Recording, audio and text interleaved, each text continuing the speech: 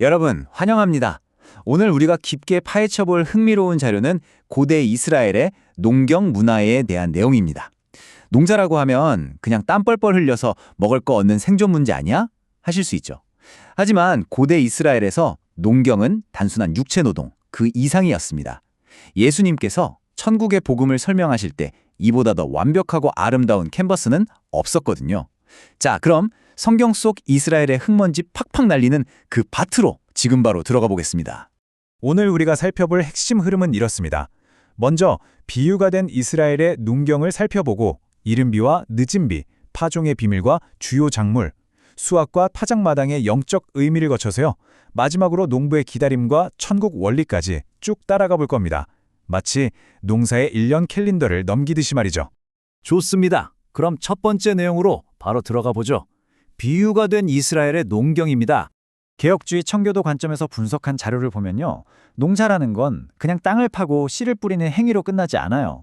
인간의 그 치열한 땀방울과 결실을 완벽하게 주관하시는 하나님의 절대적인 주권, 이 두 가지가 만나는 정말 극적인 교차점이라는 거죠.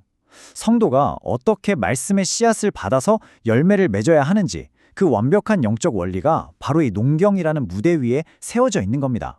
자, 그럼 두 번째 파트, 이른 비와 늦은 비로 넘어가 보겠습니다. 고대 이스라엘 농사는 요즘처럼 스프링클러가 촥촥 돌아가는 현대 농업이랑은 완전히 달랐습니다. 철저하게 하늘에서 떨어지는 비, 그 기후에 전적으로 운명을 맡겨야 했거든요. 여기서 정말 재밌는 포인트가 하나 있는데요. 이 두 비의 역할이 완전히 대비된다는 겁니다. 10월이나 11월쯤에 내리는 이른 비는요. 기나긴 건기 동안 진짜 돌덩이처럼 딱딱하게 굳어버린 땅을 부드럽게 적셔줍니다. 그래야 비로소 씨를 뿌릴 수 있으니까요. 반면에 봄에 내리는 늦은 비는 어떨까요? 이건 곡식이 연글기 직전에 쫙 내려서 수확량을 결정짓는 그야말로 한 해 농사의 성패를 가르는 엄청나게 중요한 역할을 합니다. 청교도들은 이 자연현상을 성령의 사역을 보여주는 아주 기가 막힌 메타포로 봤습니다. 농사를 시작하려면 딱딱한 흙을 부숴주는 은혜의 비가 필요하잖아요. 마찬가지로 풍성한 열매를 맺으려면 끝을 맺어주는 은혜의 비가 또 반드시 필요한 거죠. 처음부터 끝까지 하나님의 은혜 없이는 아무것도 할 수 없다는 그런 아주 깊은 고백이 이 두 번의 비에 고스란히 담겨 있는 겁니다. 이제 세 번째 파트로 가보죠. 파종의 비밀과 주요 작물입니다. 자, 비가 땅을 적셨으니까 본격적으로 씨를 뿌려야겠죠? 여기서 여러분께 퀴즈 하나 낼게요. 예수님의 그 유명한 씨 뿌리는 자의 비유 다들 아시죠? 그런데 왜 어떤 씨앗들은 아직 갈아엎지도 않은 딱딱한 길가나 가시덤불에 떨어졌을까요? 좀 이상하지 않나요? 이 상식과 어긋나는 미스테리를 풀려면요. 일단 우리가 아는 현대식 농업 기술은 머릿속에서 싹 다 지우셔야 합니다. 놀랍게도 고대 팔레스타인 지역은 농사 짓는 순서가 지금이랑 정반대였습니다. 먼저 밭을 갈지도 않은 딱딱한 맨 땅에 씨앗부터 사방으로 막 넓게 흩뿌립니다. 그러고 나서 그 뿌려진 씨를 흙으로 덮으려고 비로소 쟁기질을 시작하는 거예요. 세상에, 순서가 이렇다 보니까 쟁기질을 하기 전에는 당연히 씨앗이 길가나 가시덤불 위에 막 널브러져 있을 수밖에 없었던 거죠. 이 배경 지식 딱 하나만 있어도 수천 년 전 비유가 단번에 확 이해되지 않나요? 그리고 이게 진짜 기가 막힌 게요. 예수님께서 왜 손에 쟁기를 잡고 뒤를 돌아보는 자를 그토록 강하게 경고하셨는지 완벽하게 설명해 줍니다. 당시 쟁기는 긴 나무 끝에 쇠붙이를 달아서 소 2마리가 끄는 방식이었어요. 농부가 앞만 똑바로 보고 가야지 잠시라도 한눈을 팔거나 뒤를 돌아본다? 그럼 소들이 바로 방향을 잃고 밭고랑 전체가 엉망진창이 돼버리는 겁니다. 단 한 번 뒤돌아보는 걸로 1년 농사를 시원하게 망칠 수 있었던 거죠. 그럼 이 밭에서 도대체 뭘 길렀을까요? 신명기 8장에 나오는 이스라엘의 7대 작물을 쭉 정리해봤는데요. 주식이었던 밀이 있고 밀보다 일찍 수확하는 가난한 사람들의 양식인 보리가 있죠. 포도, 무화과, 석류도 빠질 수 없고요. 달콤한 종려나무 꿀도 있습니다. 근데 여기서 우리가 진짜 주목해야 할 건 바로 올리브, 즉 감람나무입니다. 돌도 많고 거친 이스라엘 산지에서 올리브유를 콸콸 내어주는 이 나무는요, 단순한 과일나무가 아니라 진짜 그들의 삶을 지탱해주는 문자 그대로의 생명줄이었습니다. 이어서 네 번째 파트, 수확과 타작마당의 영적 의미로 넘어가겠습니다. 자, 땀 흘리는 고된 시간들이 지나고 드디어 기다리고 기다리던 하이라이트, 수확의 시기입니다. 수확기는 말할 것도 없이 기쁨과 축제의 시간이죠. 근데 동시에 아주 엄격한 구약의 긍휼의 법칙이 작동하는 시기이기도 했어요. 밭 모퉁이는 다 베지 않고 일부러 남겨둬야 했고요.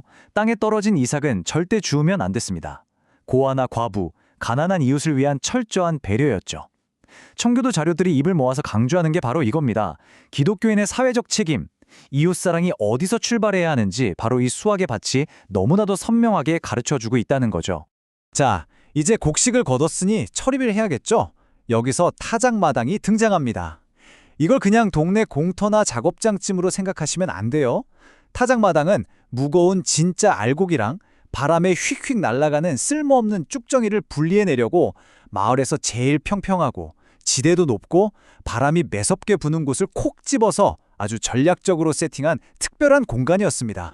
세찬 바람 속에서 키를 번쩍 들어 올려서 곡식을 공중으로 확 날려보내는 이 강렬한 행위, 이건 세례 요한의 그 서늘한 외침과 아주 직접적으로 연결됩니다. 손에 키를 들고 자기의 타작마당을 정하게 하사라는 말씀이죠.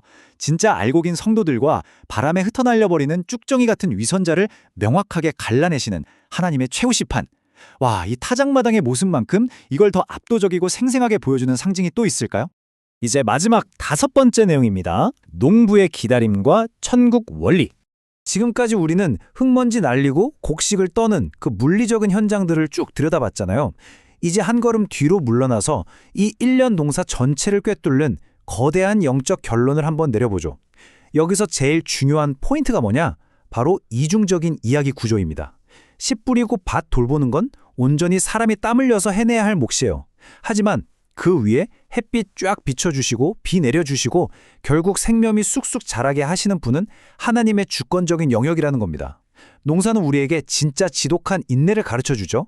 동시에 우리의 구원과 영적 성장이 내 힘이 아니라 100% 하나님의 주권적인 은혜로 이루어진다는 걸 두 눈으로 똑똑히 확인시켜주는 완벽한 교보제입니다. 눈물을 흘리며 씨를 뿌리는 자는 기쁨으로 거두리로다. 시편 126편 5절 말씀인데요. 오늘 이 내용을 쭉 들으시고 나니까 이 고백이 완전히 다르게 들리시지 않나요? 척박한 땅, 변덕스러운 날씨, 수많은 고난 속에서도 절대 포기하지 않고 묵묵히 믿음의 씨앗을 뿌리며 견뎌내는 것. 수확의 날을 기다리는 우리들이 이 밭에서 배워야 할 가장 빛나는 미덕이 아닐까 싶습니다. 오늘 우리는 고대 이스라엘의 농사, 그 거친 육체 노동 속에 겹겹이 감춰져 있던 놀라운 천국의 원리들을 만나봤습니다.